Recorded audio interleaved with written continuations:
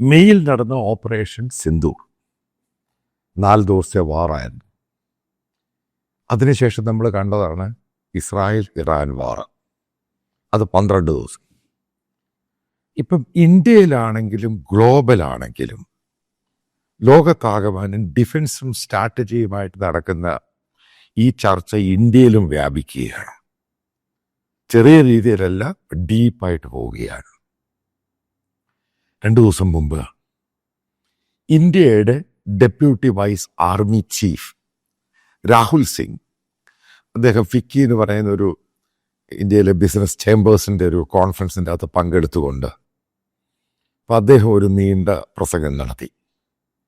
അപ്പം അദ്ദേഹം അതിനകത്ത് കൃത്യമായിട്ട് പറഞ്ഞു, ഇന്ത്യക്ക് പല തെറ്റുകളും പാളിച്ചകളും തന്ത്രപരമായും ഡിഫൻസിൻ്റെ ഭാഗത്തു നിന്നും ഉണ്ടായി.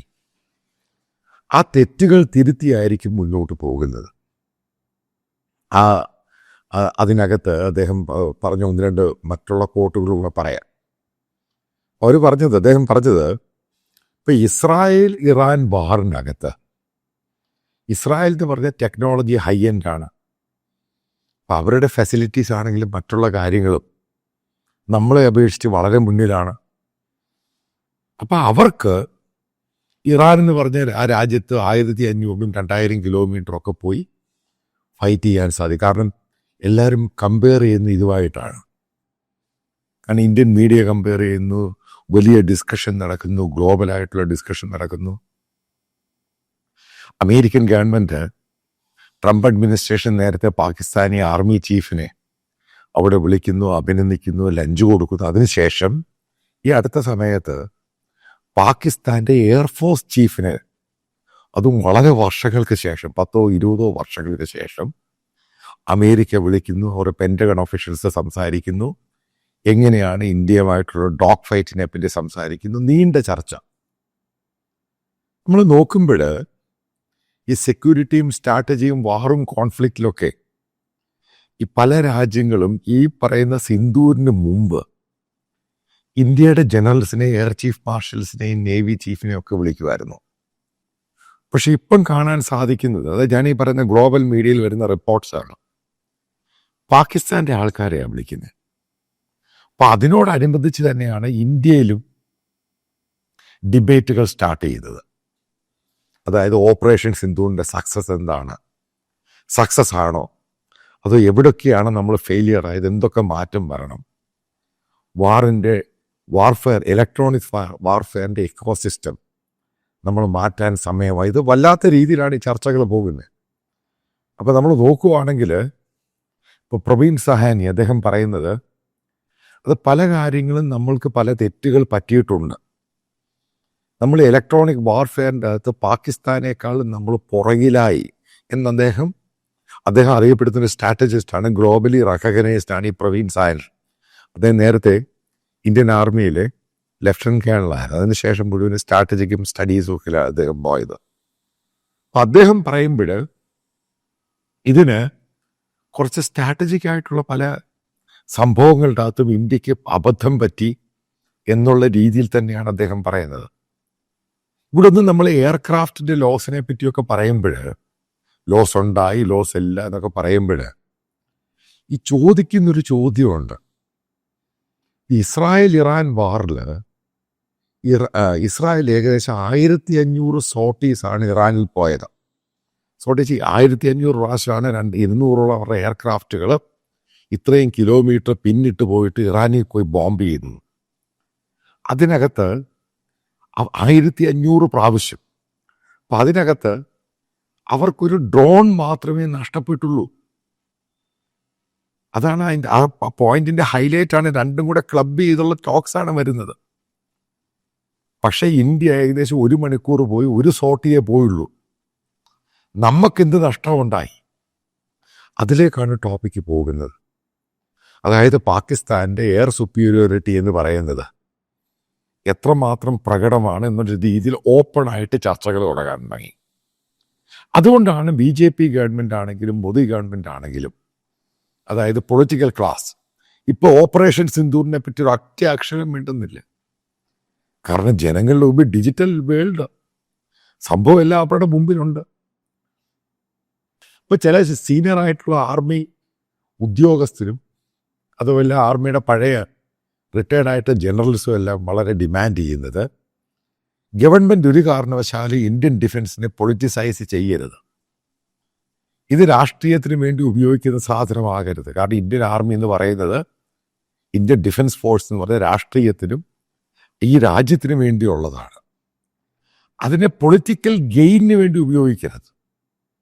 എന്താണ് ഒരു അറിയപ്പെടുന്ന ഒരു army vice chief lieutenant general അദ്ദേഹം പറഞ്ഞത്, ബാലാക്കോട്ടുണ്ടായ സംഭവം, അതായത് നമ്മൾ പോയി അറ്റാക്ക് ചെയ്ത സംഭവം, അതെങ്ങനെ നമ്മൾ പോസ്റ്റ്മോർട്ടം ചെയ്തു കഴിഞ്ഞാൽ ആർക്കാണ് ലോസ് ഉണ്ടായത് അതിനെപ്പറ്റി ആദ്യം കണക്കെടുക്കണം. അല്ലാതെ എല്ലായിടത്തും ജയിച്ചു എന്ന് പറഞ്ഞിട്ട് കാര്യമൊന്നുമില്ല.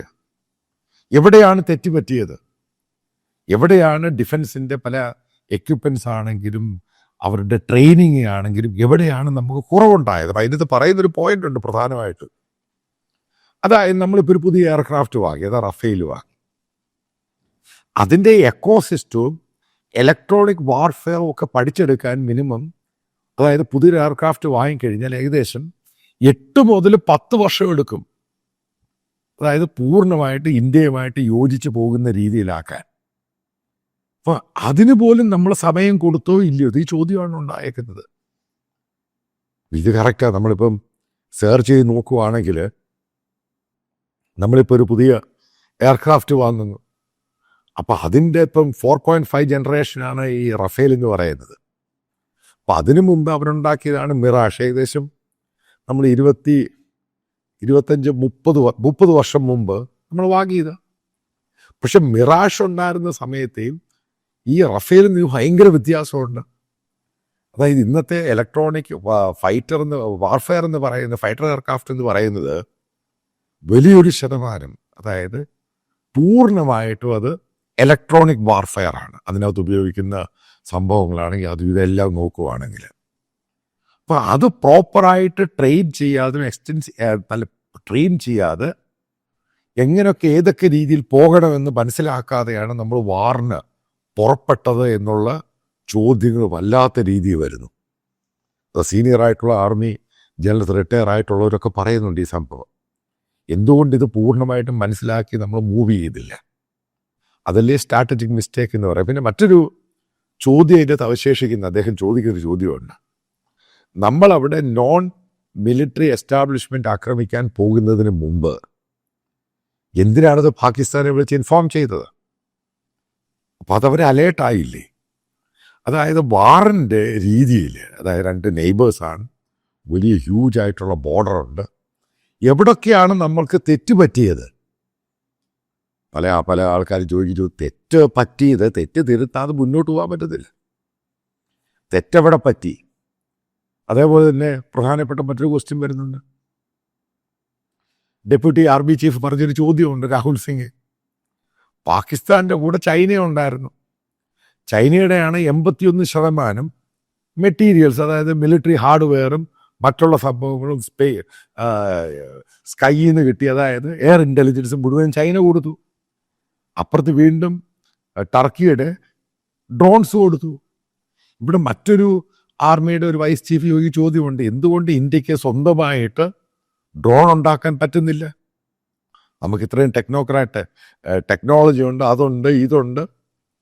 ഇപ്പോഴും നമ്മൾ പല രാജ്യങ്ങളിൽ നിന്നും പല ഭാഗങ്ങളും മേടിച്ച് നമ്മൾ ഇൻസ്റ്റാൾ ചെയ്യുക, അതായത് അസംബിൾ ചെയ്യുകയാണ്. എന്തുകൊണ്ട് നമുക്ക് സ്വന്തമായിട്ട് ഡ്രോൺ ഉണ്ടാക്കിക്കൂടാ? ഈ ചോദ്യങ്ങൾക്കൊക്കെ വലിയ പ്രസക്തിയുണ്ട്. ഇതിനകത്ത് വെപ്പൺസിൻ്റെ കാര്യം മാത്രമൊന്നുമല്ല. നിങ്ങൾക്കറിയാം, 2 ദിവസം മുമ്പ് ഇന്ത്യ ഗവൺമെൻറ് വളരെ കൃത്യമായിട്ട് റഷ്യയോട് പറഞ്ഞു, റഷ്യയുടെ S-400 അതേപോലെ സുക്കോയ് Su-56 എയർക്രാഫ്റ്റ് നമ്മൾ വാങ്ങാൻ തയ്യാറല്ല. ഇത് തന്നെ അല്ലയോ പ്രിയപ്പെട്ടവരെ ഞാൻ നേരത്തെ പറഞ്ഞത്, റഷ്യൻ സാധനം പാട്ടയാണ്. എന്തുകൊണ്ടാണ് 2 ദിവസം മുമ്പ് ഗവൺമെൻറ് ഓഫ് ഇന്ത്യ വളരെ കൃത്യമായിട്ട് റഷ്യയോട് പറഞ്ഞ് ഞങ്ങൾ തയ്യാറല്ല വാങ്ങാൻ? കാരണം ഇത് ഇറാനിലാണെങ്കിലും ഉക്രൈനിലാണെങ്കിലും ഈ സാധനമെല്ലാം അടിച്ച് അവർ തന്നെ ഹാൻഡിക്യാപ്ഡായി. ആ സാധനം ഇത് ഇന്ത്യ വാങ്ങേണ്ട ആവശ്യം? ഇവിടെയാണ് ചോദ്യത്തിന് പ്രസക്തി. ഇന്ത്യ ഇത് ഉൽപ്പാദിപ്പിക്കാൻ പഠിക്കണം. ആദ്യം തെറ്റ് വരട്ടെ. ഇനി ഞാനൊരു കാര്യം പറയാം.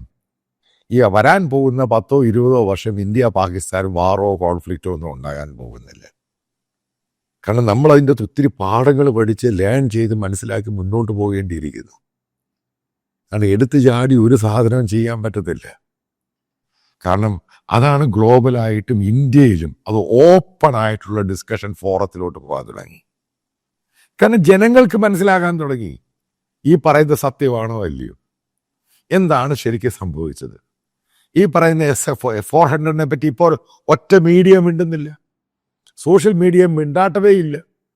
ഇന്ത്യ തടുത്തു തടുത്തു തടുത്തു എന്ന് പറയുമ്പോൾ എത്ര ഇവിടുന്ന് മിസൈൽ ഫയർ ഇവിടുന്ന് അങ്ങോട്ടും പോയി അവിടുന്ന് ഇങ്ങോട്ടും വന്നു. എവിടൊക്കെയാണ് ഡാമേജ് എന്നുള്ളതിൻ്റെ കണക്കുകൾ വരുമ്പോഴാണ് ഭീകരമായ രീതിയിലുള്ള ഓരോ സംഭവങ്ങൾ നമ്മൾ മനസ്സിലാക്കുന്നത്. ഇതാണ് ഡിബേറ്റിന് തുടക്കം കുറിച്ചത്. അതായത് ഭയങ്കര ഡിസ്കഷനായി മാറി. കാരണം ഇത് ആവശ്യമാണ്. വെറുതെ തള്ളും ഇതും പറഞ്ഞുകൊണ്ടൊന്നും കാര്യമൊന്നുമില്ല. കാരണം ഒരു സീനിയർ ആർമിയുടെ ഓഫീസർ പറഞ്ഞ പോലെ ഇതൊന്നും പൊളിറ്റിക്സിന് വേണ്ടി ഉപയോഗിക്കരുത്. ഇതൊന്നും നമ്മൾ പലതും അച്ചീവ് ചെയ്ത രാജ്യമാണ് ഇന്ത്യ എന്ന് പറയുന്നത്. നമ്മൾ ഡിഫൻസ് എന്ന് പറയുന്ന മൈറ്റി ഫോഴ്സ് തന്നെയാണ്. പക്ഷേ ആ ഫോഴ്സിനകത്ത് പല രീതിയിലുള്ള അപ്ഡേറ്റ്സും സംഭവങ്ങളും ഒക്കെ നേരത്തെ വരേണ്ടതായിരുന്നു. ഇതൊന്നും വന്നില്ല. ഇതൊന്നും വരാതെ പെട്ടെന്നൊരു കോൺഫ്ലിക്റ്റിന് ചാടിപ്പോയി കഴിയുമ്പോൾ ചൈനയെ അപ്പുറത്തുനിന്ന് ഹെൽപ്പ് ചെയ്തു, ടർക്കി കൊടുത്തു. എന്താണ് ഉണ്ടായതിനെ പറ്റിയുള്ള പല റിപ്പോർട്ടുകളും വന്നുകൊണ്ടിരിക്കുകയാണ് ജനങ്ങളുടെ മുമ്പിലോട്ട്. ഇതൊക്കെ കാണുമ്പോഴാണ് ബേസിക്കലി നമുക്ക് മനസ്സിലാക്കുവാൻ സാധിക്കുന്നത്. നമ്മൾ ഈ രാഷ്ട്രീയക്കാരൻ പറയുന്ന തള്ളുകളൊന്നും വിശ്വസിക്കേണ്ട ആവശ്യമൊന്നുമില്ല. ഇന്ത്യയുടെ സെക്യൂരിറ്റിയാണ് ഇന്ത്യയുടെ ഡിഫൻസ് എന്ന് പറയുന്നത്. അത് ആർമി ആണെങ്കിൽ, നേവി ആണെങ്കിൽ, എയർഫോഴ്സ് ആണെങ്കിൽ അവരെ സ്ട്രെങ്തൻ ചെയ്യേണ്ടത് അതിൻ്റെ ടെക്നോളജി സംഭവം എല്ലാം ആവശ്യമുള്ളതുണ്ട്. ആ രീതിയിൽ അതിനെ മോഡറേറ്റ് രീതിയിൽ കൊണ്ടുവരികയാണ് നമ്മൾ ശ്രമിക്കേണ്ടത്. അല്ല അതിൻ്റെ അകത്ത് പൊളിറ്റിക്സ് കയറി കളിക്കരുത്. അതുകൊണ്ടാണ് നിങ്ങൾ ശ്രദ്ധിച്ചോ, പെട്ടെന്ന് ഓപ്പറേഷൻ സിന്ദൂറിൻ്റെ ആ സംഭവങ്ങളെല്ലാം ഭരിക്കുന്ന പാർട്ടിയും BJPയും സംഘപരിവാറും കംപ്ലീറ്റ് ആയിട്ടൊക്കെ വിഡ്രോ ചെയ്തു. കാരണം ജനങ്ങൾക്ക് വ്യക്തമായി ബോധ്യം വന്നു എവിടെയാണ് തെറ്റുപറ്റിയത്, എവിടെയാണ് നമ്മൾ പലതും അപ്ഡേറ്റ് ചെയ്യേണ്ടത്. ഇതല്ലേ ഞാൻ നേരത്തെ പറഞ്ഞുള്ളൂ നിങ്ങളോട്. കാരണം തെറ്റുപറ്റി. കാരണം നമ്മൾ കൂടുതൽ വാറുമായി ബന്ധപ്പെട്ട് നാഷണൽ സെക്യൂരിറ്റിയുമായിട്ട് വാറിനേക്കാൾ കൂടുതൽ നമ്മൾ താല്പര്യം കൊടുക്കേണ്ടത് ഇന്ത്യയുടെ ഡെവലപ്മെൻ്റ് ആണ്. പിന്നെ നമുക്ക് കാണാൻ സാധിക്കുന്ന സംഭവമുണ്ട്, ഈ പാകിസ്ഥാൻകാരെ കൂടുതൽ, അതായത് നമ്മൾ നോക്കുവാണെങ്കിൽ ശ്രദ്ധിച്ച് മനസ്സിലാക്കേണ്ട പോയിന്റാണ്. ഇപ്പോൾ ക്വാഡിൻ്റെ ഒരു മീറ്റിംഗ് കഴിഞ്ഞ് അമേരിക്ക വെച്ച് വിദേശമന്ത്രിമാരുടെ, ഇതിനകത്ത് പാകിസ്ഥാനുമില്ല, ചൈനയില്ല, ഇന്ത്യ, അമേരിക്ക, ഓസ്ട്രേലിയ, ജപ്പാൻ, 4 രാജ്യങ്ങളേ ഉള്ളൂ. അതിനകത്ത് പോലും പാകിസ്ഥാനെ ടെറർ രാജ്യമെന്ന് പറയാൻ ഇന്ത്യയെ കൊണ്ട് സമ്മതിക്കുന്നില്ല. ആ നിലയിലോട്ടാണ് കാര്യങ്ങൾ പോയത്. ഞാൻ ഈ പറയുന്ന അത് സ്പെസിഫിക് ആയിട്ടുള്ള പോയിന്റ് മനസ്സിലാക്കുക. അതായത് നേരത്തെ ഡിഫൻസ് മിനിസ്റ്റേഴ്സിൻ്റെ SCO മീൽ ചൈനയിൽ നടന്നു കഴിഞ്ഞ സംഭവം, അവിടെയും ഫാൽഗാമോ ടെററോ ഒന്നും പറയാൻ പാകിസ്ഥാനെ പറ്റി മിണ്ടാൻ പറ്റത്തില്ല. ആരാ ഇതിന് ഉത്തരവാദി? ഈ പറയുന്ന വലുതായിട്ട് വിടുന്ന ആൾക്കാർ ലോകത്ത് പല രാജ്യങ്ങളിലും പോയി ശശി തരൂർ ഉൾപ്പെടെ എല്ലാവരും എന്തൊക്കെയോ പറയുന്നു. ശശി തരൂർ ഫ്രഞ്ചിൽ സംസാരിക്കുന്നു, അയാൾ റഷ്യയിൽ സംസാരിക്കുന്നു. സംസാരം റഷ്യയും ഫ്രഞ്ചും ഒന്നുമല്ല ഇവിടുത്തെ ഇഷ്യൂ. അതായത് പാകിസ്ഥാൻ ആർമി ചീഫിന് ഉറുദു അറിയത്തുള്ളൂ. അയാൾ അവിടെ പോയി ഉറുദു ട്രാൻസ്ലേറ്റർ വെച്ച് അമേരിക്കക്കാരനോട് സംസാരിച്ച് കാര്യങ്ങൾ മനസ്സിലാക്കിയില്ലേ. അപ്പം ഇവിടെ അതല്ല, ഭാഷയല്ല ഇവിടുത്തെ ഇഷ്യൂ. എവിടെയാണ് നമുക്ക് തെറ്റുപറ്റിയത്? കാരണം നാഷണൽ സെക്യൂരിറ്റിയുടെ ഇഷ്യൂ, അതായത് വീമ്പടി അങ്ങ് നിർത്തുക, അത് ചെയ്യും ഇത് ചെയ്യും കുളവാക്കത്തൊക്കെ നിർത്തുക. അതേപോലെ തന്നെ ഇൻ്റർനാഷണൽ മീഡിയ പറഞ്ഞ് മനസ്സിലാക്കുക. നമ്മളെപ്പറ്റി വളരെ മോശമായിട്ടാണ് ഇൻ്റർനാഷണൽ മീഡിയയിൽ പോകുന്നത്. മോദിയുടെ കഴിഞ്ഞിടയ്ക്ക് ലാറ്റിൻ അമേരിക്കൻ രാജ്യങ്ങളിലെ വിസിറ്റും ബ്രിക്സ് രാജ്യങ്ങളിലൊക്കെ വിസിറ്റ്, നിങ്ങൾക്കറിയാം ഇൻ്റർനാഷണൽ മീഡിയ കംപ്ലീറ്റ് ആയിട്ട് ഇഗ്നോർ ചെയ്തു, പൂർണ്ണമായിട്ട് ഇഗ്നോർ ചെയ്തു. ഈ ബ്രിക്സിനകത്ത് മോദിക്ക് പറയാൻ സാധിച്ചോ ഈ ഇന്ത്യ പാകിസ്ഥാനെ പറ്റി ഒരു അക്ഷരം മിണ്ടാൻ സാധിച്ചോ? എന്താണ് ടെററിനെ പറ്റി മിണ്ടാൻ സാധിക്കാഞ്ഞത്? അപ്പം എവിടെയാണ് പാളിച്ചകൾ ഉണ്ടായത് എന്ന് ഗവൺമെൻറ് അത് അറിഞ്ഞ്, അത് പബ്ലിക്കായിട്ട് പറയണമെന്നൊന്നുമില്ല, പക്ഷെ അതനുസരിച്ച് പ്രവർത്തിച്ച് മുന്നോട്ട് പോകാൻ തയ്യാറാകണം. അല്ലാതെ അത് ചെയ്തു ഇത് ചെയ്തു, ഞങ്ങൾ അത് ചെയ്യും ഇത് ചെയ്യും. ഇപ്പം ഡിജിറ്റൽ ലോകത്ത് നിങ്ങൾ എന്ത് പറഞ്ഞാലും ഇത് വെരിഫൈ ചെയ്യാൻ വളരെ എളുപ്പമാണ്. ഈ പറയുന്ന പൂർണ്ണമായിട്ട് ഇൻ്റർനാഷണൽ കമ്മ്യൂണിറ്റിയെ ഒഴിവാക്കി മുന്നോട്ട് പോകാൻ പറ്റത്തില്ല. പല കാര്യങ്ങളുണ്ട്, ഒരു കാര്യമല്ല പല കാര്യങ്ങളുണ്ട്. ഇന്ത്യ എന്ന് പറഞ്ഞ രാജ്യം എവിടെയും തോൽക്കാൻ പാടില്ല. ടെററിസം ആണെങ്കിലും കോൺഫ്ലിക്റ്റ് ആണെങ്കിലും മറ്റു പലതുമാണെങ്കിലും അതിലോട്ടാണ് നമ്മൾ ഏറ്റവും കൂടുതൽ ശ്രദ്ധ കൊടുക്കേണ്ടത്.